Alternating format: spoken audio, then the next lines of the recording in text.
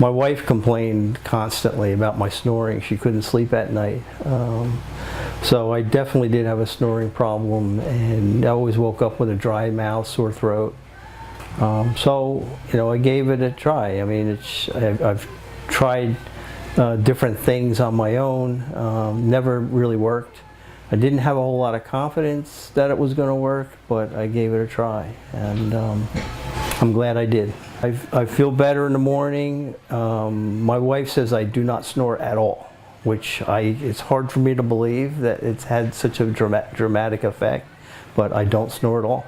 And I don't have a sore throat. I'm not thirsty. I'm not, have a dry mouth when I wake up in the morning. And I feel better in the morning. I feel I had a better night's sleep. I think it took a little bit longer than I expected, because there is a process. First I had to get the test done. It was really nice to get an at-home test done to verify that it did have a problem. The test showed that I had medium or mediocre, I don't know what the term is, but sleep apnea. So I definitely did need it. Then it had to come in and get fitted for the device.